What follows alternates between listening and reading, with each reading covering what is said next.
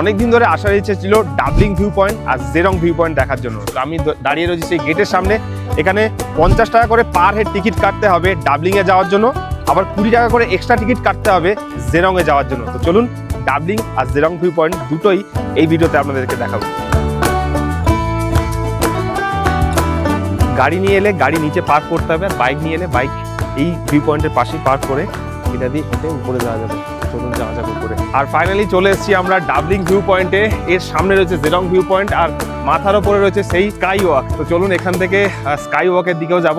এখানে জুতো খুলে তারপর স্কাই ওয়াকে উঠতে হবে। তো আমরা পেলিং এ স্কাই ওয়াক দেখেছি, এটা কিন্তু ডাবলিং এর স্কাই ওয়াক, যেখানে একটা গ্লাস টাওয়ার রয়েছে, নিচে পরিষ্কার ফাঁকা দেখা যাচ্ছে আর চারিপাশের এনভায়রনমেন্টটা কিন্তু দারুণ সুন্দর, কুয়াশা, মেঘ।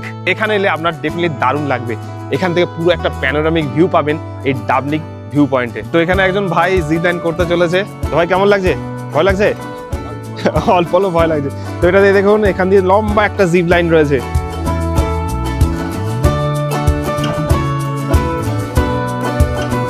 আর এই ডাবলিং ভিউ পয়েন্টে রয়েছে সুন্দর একটা দোলনা, যেখান থেকে বসে বসে আপনি পাহাড়ও দেখতে পাবেন, আবার দোলনাও চড়তে পারবেন। দারুণ সুন্দর জায়গা এটা। এই হলো ডাবলিং ভিউ পয়েন্টের সেকেন্ড ফেজ, যেখান থেকে জিপ লাইনগুলো এসে থামছে। আর এখানে একটা সুন্দর গ্লাস টাওয়ার রয়েছে, আর এইখানটার ভিউটা সব থেকে সুন্দর। তো আপনি ডাবলিং ভিউ পয়েন্টে এসছেন কিনা অবশ্যই কমেন্ট করবেন। আর আমাদের পুরো ডুকা ভ্যালির ট্রিপটা কিন্তু আসতে চলেছে, মিস করবেন না, দেখতে থাকবেন, সঙ্গে থাকবেন।